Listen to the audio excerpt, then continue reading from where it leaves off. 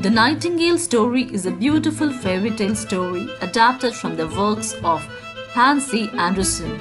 It is about an emperor who prefers the songs of a toy bird than the real nightingale. But when the emperor is near the death, the songs of the real nightingale restores his health. A long, long time ago, far away in the deep jungles of China, there lived a nightingale. The nightingale had a beautiful voice, and when she sang, she enchanted everyone who listened to her song. Nearby the jungle, an emperor lived in the grand castle. The castle was made from the most expensive stones, and the king had everything he could ever need. The king had heard about a nightingale who sang in the deep woods and sloped down the sea. Many travelers had written about the nightingale. Everyone had nothing but praises and declared the bird to be the greatest marvel of the land. One day the king heard about the nightingale. "Why have not been told about the nightingale?" he demanded. "She shall sing here this evening or the entire court will be punished." At once all the courtiers started searching for the nightingale. The only trouble was no one knew where to look for it. Then they found a kitchen boy who had her sing. "Where can we find this bird?" they asked him. "Come with me," replied the kitchen boy. "I will show you the way." He took them through the woods straight to the spot where the nightingale was singing. The men were amazed when they heard the bird sing. They were surprised to see that a plain bird could sing so beautifully. "Little Nightingale," called out one of the courtiers, "will you please come with us and sing in the emperor's court?" "With pleasure," said the nightingale. The emperor's palace was decorated for the very occasion. The floors shone with beautiful lanterns and the most beautiful flowers were arranged in the palace corridors. In the middle of the reception, near the place where the emperor sat, a little golden rod was placed. The rod was for the nightingale. The grand evening arrived and the nightingale sang its the most wonderful song for the court. After hearing the song, everyone was charmed by the nightingale. "You shall have my golden slippers," the emperor said, deciding to reward the beautiful creature.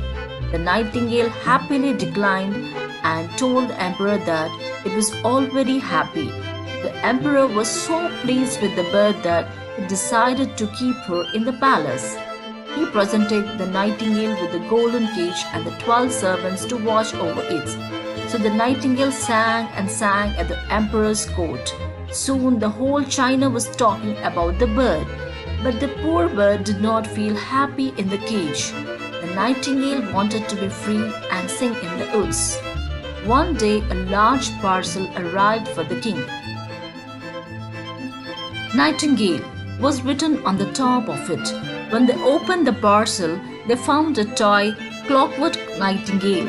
The nightingale was made of the gold and had precious rubies struck on it. And around the neck of the clockwork nightingale, a ribbon was tied and it said, "The Emperor of Japan's nightingale is very poor compared to the Emperor of China's nightingale. When the bird was good, it would sing a song and wag its gold and silver tail.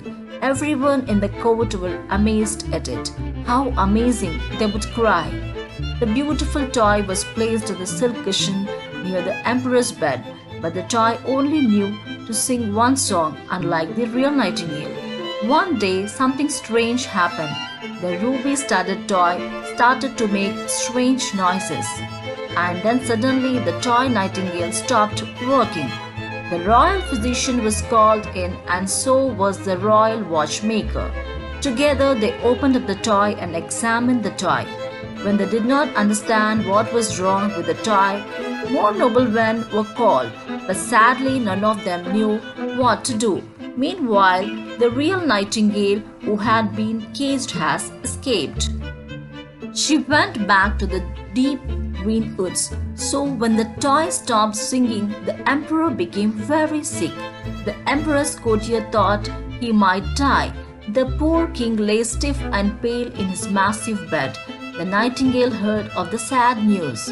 One night she flew in the emperor's chamber and sang one of the most beautiful songs. And when the emperor heard the bird sing, he sat up. The next morning, the emperor was smiling happily. He said to the nightingale, "You must always stay with me. You must sing whenever you please, and I shall break the fake nightingale into 1,000 pieces." "No," the nightingale said, "you must not. The toy did all it could. I can't build a nest here in the castle. So let me come over whenever I wish to, and I will sit on the branch and sing for you." The emperor happily agreed. He had now realized that it is not fair to cage the beautiful bird without her will. The nightingale belonged to the woods, and she was a free bird now.